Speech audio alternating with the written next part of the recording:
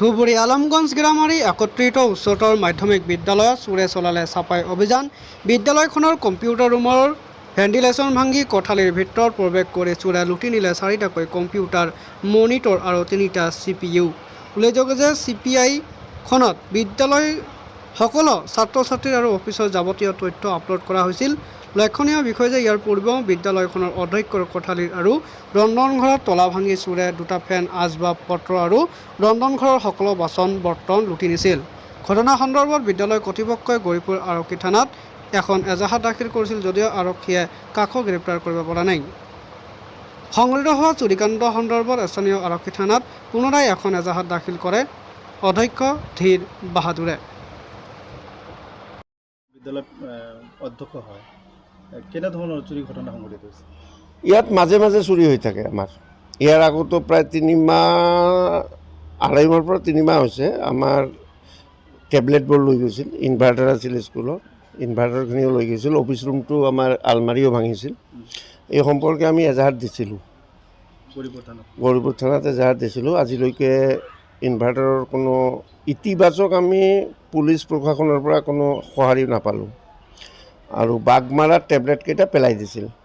তাৰ পৰা পাব্লিকে আমাক ইনফৰ্ম কৰাৰ পিছত পুলিচক আমি ইনফৰ্ম কৰিলোঁ, তেওঁলোকে লৈ গ'ল। প্ৰায় 2 মাহ পিছত আমি ঘূৰাই আনিলোঁ। আজি কেনেধৰণৰ? আজি দৰ্জাটো ভাঙা নাই, ইয়াৰ আগৰবাৰ চুৰি হওঁতে দৰ্জা ভাঙিছিল। কোনটো কোঠালি? এইটো কম্পিউটাৰ ৰুম হয়। কম্পিউটাৰ ৰুমৰ IT ক্লাছো হয় ইয়াতে। তো ইয়াত ভেণ্টিলেশ্যন যিটো থাকে, ভেণ্টিলেটৰৰ ৰড কাটি পিছফালে জখলা দি সিহঁতে উঠি ভেণ্টিলেটৰৰ ৰড কাটি সোমাইছে। আমাৰ IT টিচাৰজনে ৰুমটো খোলাৰ পিছত মোক ইনফৰ্ম কৰিলে যে ছাৰ, আমাৰ যিটো মেইন কম্পিউটাৰ ছেট যিটো ষ্ট'ৰ হৈ থাকে আমাৰ স্কুলৰ ডাটাখিনি, সেইটো দেখিবলৈ পোৱা নাই, প্ৰিণ্টাৰটো নাই। মই উঠি আহিলোঁ, উঠি আহি চাওঁ যে এটা নহয় 3টা CPU লৈ গৈছে আৰু 4টা মনিটৰ লৈ গৈছে সিহঁতে। FIR আজি আমি মৰ্ণিং স্কুল হয়, আমি 10টাৰ ভিতৰত FIR ছাবমিট কৰিম আৰু ইয়াৰ কপিখিনি আমি ঊৰ্ধ্বতন কৰ্তৃপক্ষকো জনাম বুলি আমাৰ শিক্ষামন্ত্ৰীকো জনাম। এনেকৈ হ'লে আমি স্কুলখন কেনেকৈ চলাই থাকিম? বাৰে বাৰে যিহেতু একেধৰণৰ চুৰি, কাঁহী বাতিলৈকে বাল্টি এইবোৰো আমাৰ স্কুলৰ পৰা উঠাই লৈ যায়। ফেনৰতো কথাই ক'ব নোৱাৰি। ফেন ইমান, কিছুদিন আগতে মই 15টা ফেন লগালোঁ উৎকট গৰমৰ বাবে। তাত 3-4 দিন পিছত 2টা ফেন নোহোৱা হ'ল।